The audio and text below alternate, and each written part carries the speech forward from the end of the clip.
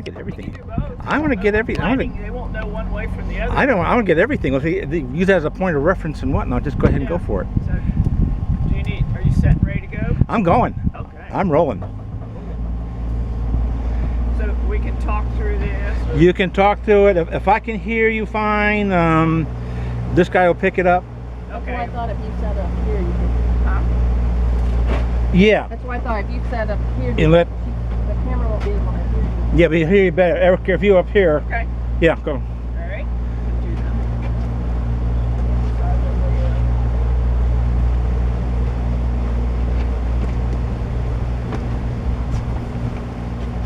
Yeah, it might get a feel for my. I'll definitely lose my shifting. You ever sit here and listen to people fly back in? Right now. Boom. Yeah. On the right here is a dugout canoe, so that they claim. You see all kinds of history here. There's the concrete wooden post, an Indian dugout canoe. There were fish camps here, kind of a quasi bar. There was another little fish camp, sandwich, like it's a very small restaurant, and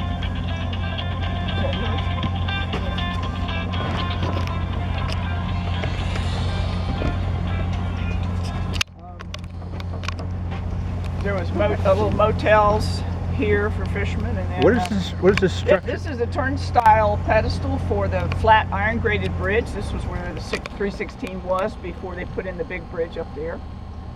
So it would spin sideways on that rail, so if you couldn't go under it, you could go by it. It was controlled by some kids, local kids. They had a little tender's house up here, and usually his kids or grandkids would run down here, and they could start running on a disc, and it was so well balanced that it would turn just by them running on it. Wow. Yeah. So this bridge was moved to Sharp's Ferry and replaced a wooden bridge, and then they finally redid that bridge altogether. I take it the bridge we're seeing up there is a replacement to this one here. Yes, yeah. Which is the only asset we got out of this, because it spans the entire floodplain. It's about a mile across here, and that gives animals a break from being run over in the floodplain, so a lot less animal kill. The outpost here on the right, this is their major takeout, and they exist because the take line for the Cross-Florida Barge Canal didn't include their business up further in high ground, and they had grandfathered in a launch here, or landing here. There used to be a little screen room right here where people could come and sit, eat their sandwiches, and just hang out. So we lost a lot of business, little small businesses here with the Cross-Florida Barge Canal. Took everybody's business front away.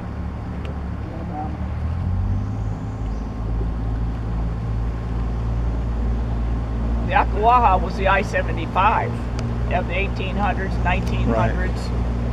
and it was well traveled and known. And I think now, with the Cross-Florida Barge Canal, they think it's just gone. It doesn't exist. And there's little need for it for transportation, so it's not advertised as the ship was coming in. I take it with these footings of the bridge here, it'll be underwater here in another month or two. Yeah, it'll be up. Oh, God. You can kind of see that white line up in there. It should go all the way up to there. There's a gauging station on the back side, that metal box. This is the U.S. Geological Survey box, and it's a satellite pickup. So every 15 minutes it's updated, giving cubic feet per second and the gauge height to the sea level of the river. Come out of this flag? Yeah. I also suspect that they actually have stuff on that side, flagging this side, because people are going back in and messing with stuff. So I think it's kind of done that. Maybe. What? Let's do it this way. But, Since they're going up and back, let me get one side then the other. yeah. So we're in actually what that's referred to as the Eureka Cut. And we're in the Eureka Cut, we're about to go through the Eureka Narrows, which had two big cypress trees that that they didn't cut down. They notched in through the side so that the big steamboats could slide through, their gunnels go through, and they called it Cypress Gate. And a lot of times they were going through here at nighttime, midnight. Here comes your great blue heron.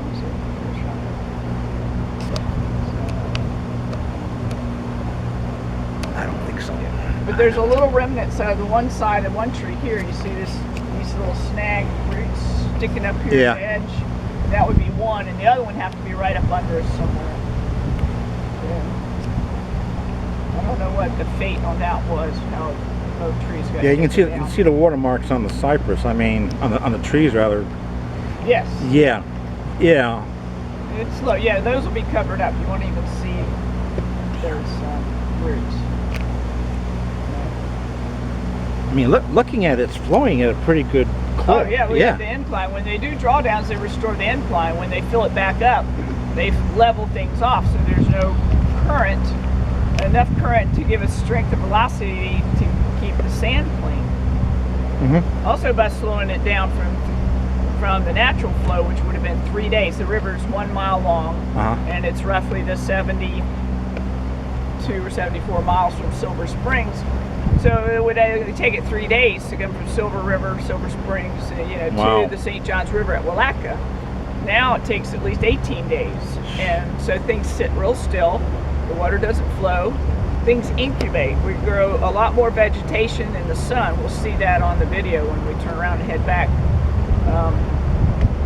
We've also, from Eureka, going north towards the Rodman Dam, you get a lot more vegetation and a lot more fallout of the plants, and then you start to have large expanses of the invasive species, but that's the water lettuce and the hyacinth.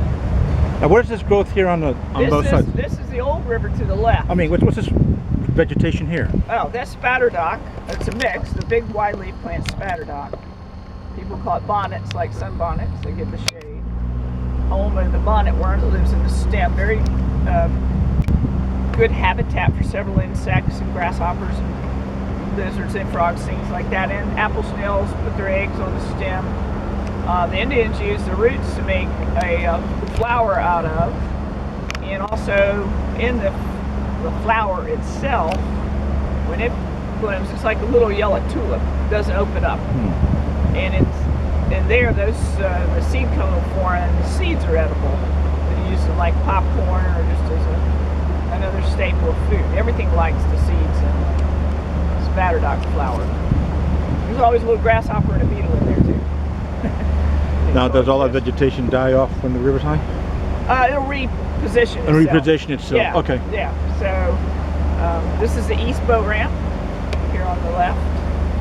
And also the beginning on the left is a little like a thumb kind of extension of high ground, and this will be the start of Barnum Island here to the left. Barnum Island, sadly enough, could have been a beautiful trail system. Instead, they piled up dirt and told people to stay out instead of enhancing trails. Barnum Island has logging roads on it showing some of the big remains of trees that they took down, cypress trees in particular. And some very large live oaks and some really healthy live diamond or laurel oak that you usually don't see. There were also, before the barge canal, hunting camps, little houses on stilts. They had to all move out for the barge canal. They were taken out. The only natural flood I've seen when I was 3 years old was Donna came through it, and there was 3 feet of water. I remember we had to paddle to Grandma's house, so that was quite exciting for a little 3-year-old to take a canoe to Grandmother's house. Want to turn around? Yeah, go up here further though. This might be a tricky spot. So, You turn around, I'll save. yeah. So this gives you an idea of the natural river, what it would look like. Trees right up to the bank. They're leaning out, giving shade, nice canopy, and insulation. They keep the river cool. So I know what I want to do is look up the fish finder, and that'll tell us the water temperature. Yeah. That's gonna give That'll give you water temperature and depth, right? Yeah.